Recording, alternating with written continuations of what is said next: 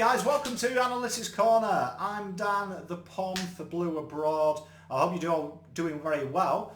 And what we're doing today is we're going to look at two players, like we have done recently, of Carlton, that are going to be key to unlocking the Crows puzzle.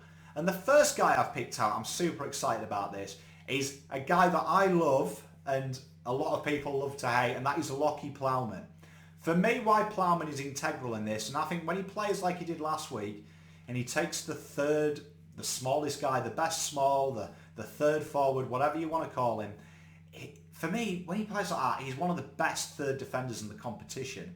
His ability to lock down, his ability to change, get the ball and move them chains from down back is absolutely key. And if we look at his stats, these are really impressive numbers. 10.1 disposals for a guy that is predominantly playing in the pocket is wonderful. 7.1 kicks, 72.5% disposal efficiency. An underrated style of this guy's game is when he gets the ball, he uses it predominantly very well.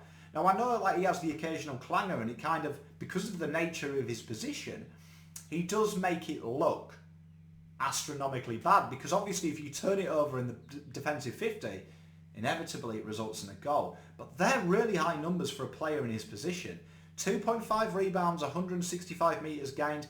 These are all around the AFL average. I would like to see him get the metres gained, but genuinely he's looking for that next kick. But for me, one thing that this guy does, and it's understated, is his ability to work on the ground level as well when the ball comes in and stifle and stop someone getting a clean possession is really key. And if we look at how Adelaide have played, their smalls have really looked for it. You've got your Stengels, they've really come out.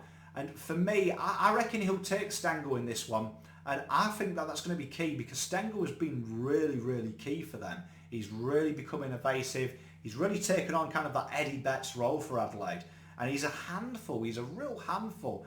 And I like this kind of matchup for Lockheed. I think he's going to be strong, because when we look at his marks, 3.4, his intercept marks, his 3.2 spoils, he's not your traditional lockdown in the terms of that he stops you taking marks and he intercepts.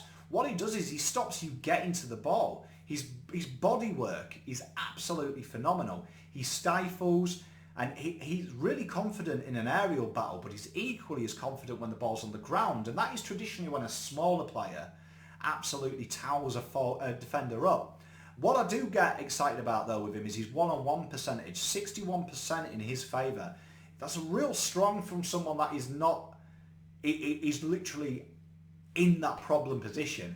You look at nowadays, these small forwards, they're killing it. Your Camerons, he tore up the other week.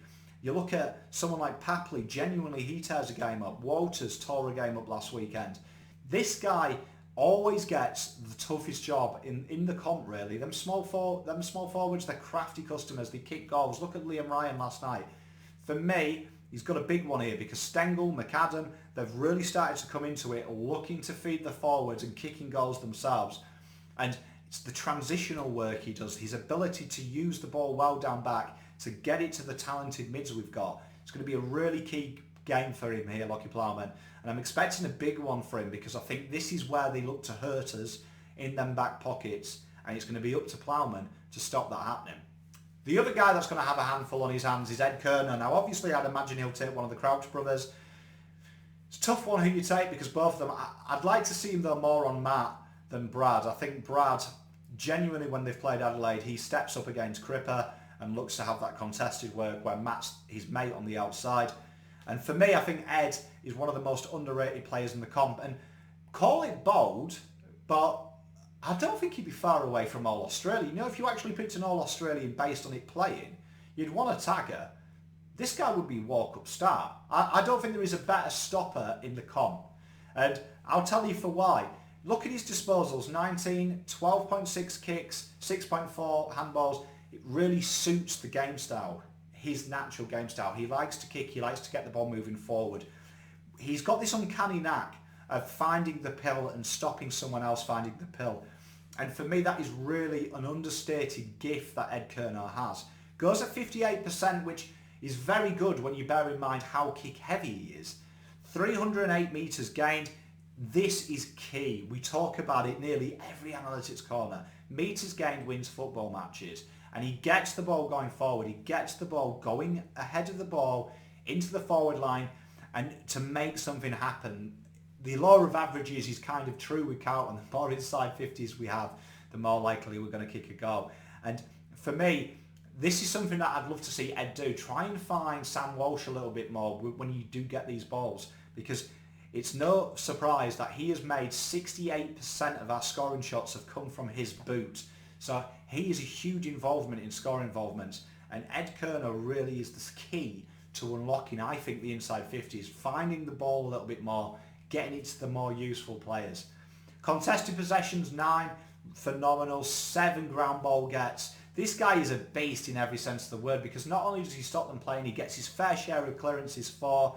He's tackle hungry, he stops, he stifles, 5 tackles and 17 pressure acts.